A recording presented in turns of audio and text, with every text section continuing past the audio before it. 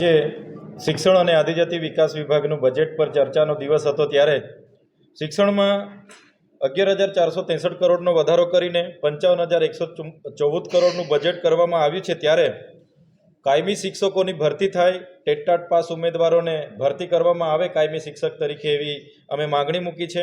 સાથે સાથે બાળકોના આવવા જવા માટેની મુસાફરીની વ્યવસ્થા થાય એની પણ માંગ કરી છે। જે પણ પ્રવાસી શિક્ષકો હતા એમનો પગાર પણ બાકી છે, એની પણ અમે વહેલા તકે નિરાકરણ લાવવામાં આવે એની વાત મૂકી છે। ઓરડાઓ બનાવવામાં આવે, આશ્રમ શાળાઓના ઓરડાઓ સારા બનાવવામાં આવે અને ભૌતિક સુવિધાઓ વિકસાવવામાં આવે એ પ્રકારની માગણી અમે માનનીય મંત્રીશ્રી સમક્ષ મૂકી છે। સાથે સાથે આદિજાતિ વિકાસ વિભાગમાં ચાલુ નાણાકીય વર્ષમાં 4,374 કરોડની જોગવાઈ કરવામાં આવી છે। ત્યારે દેશની આઝાદીમાં, દેશના વિકાસમાં ખૂબ મોટું યોગદાન આપનાર આદિવાસી સમુદાયમાં જ્યારે આટલા મોટા પ્રોજેક્ટો હોય છતાંય આજે જે પરિસ્થિતિ છે, પરિસ્થિતિ ત્યાં અમે ગૃહમાં રજૂ કરી છે। અને આ પ્રોજેક્ટોમાં જમીનો સંપાદન થયા છે એ ડેમોમાં હોય, નહેરોમાં હોય, રેલવેમાં હોય કે હાઈ ટેન્શન લાઇનોમાં હોય તો એમને સમયાંતરે યોગ્ય વળતર મળે એ વાત અમે ગૃહમાં મૂકી છે।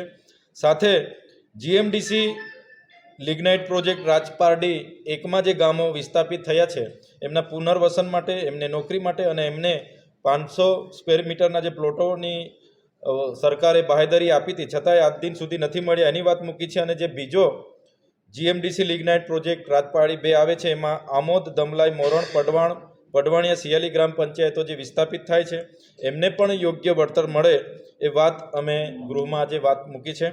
સાથે વડોદરા મુંબઈ એક્સપ્રેસ હાઈવેમાં સુરત, નવસારી અને વલસાડ જિલ્લાના ખેડૂતોને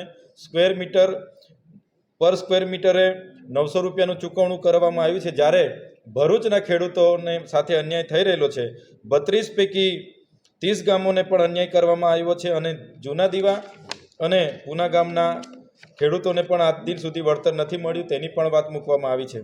સાથે વનબંધુ કલ્યાણ યોજનામાં આદિજાતિ વિભાગ દ્વારા 1 લાખ કરોડની વપરાશ કરવાની જોગવાઈ કરવામાં આવી છે। ગત વર્ષે 23-24 માટે 18,755 કરોડની જોગવાઈ કરી છે। ત્યારે આ ગ્રાન્ટ ગુજરાત પેટર્ન હોય, મુખ્યમંત્રી ઉત્કર્ષ યોજના હોય, પ્રધાન આદિ આદર્શ ગ્રામની યોજના હોય, આદિમ જૂથ હોય, હળપતિ સર્વાંગી વિકાસ જેવી તમામ યોજનાઓમાં ગ્રાન્ટ સાથે અહીંથી એનજીઓ, કોન્ટ્રાક્ટરો ત્યાં આવીને અધિકારીઓ સાથે મળીને ખૂબ મોટા પ્રમાણમાં ભ્રષ્ટાચાર કરે છે, નકલી કચેરીઓ ખોલવામાં આવે છે અને ગ્રાન્ટને સગે વગે કરવામાં આવે છે। જે બાબતે પણ યોગ્ય કાર્યવાહી કરવા બાબતે સરકારશ્રીનું ગૃહમાં ધ્યાન દોર્યું છે। સાથે આદિવાસી વિકાસ વિભાગ દ્વારા જેટલી પણ જગ્યાઓ ખાલી છે તે તાત્કાલિક ધોરણે ભરવામાં આવે, શિષ્યવૃત્તિ સમયે મળે, ફ્રીશીપ કાર્ડની જે મર્યાદાઓ છે જે દૂર કરવામાં આવે એ વાત પણ અમે મૂકી છે। સાથે આદિવાસી જે સાચા છે એમને જાતિના પ્રમાણપત્રમાં તકલીફો પડે છે દૂર કરવામાં આવે અને ખોટા સર્ટીઓ જે આપવામાં આવ્યા છે એની તપાસ કરીને યોગ્ય દિશામાં કાર્યવાહી કરવાની અમે માગણી આજે કરી છે।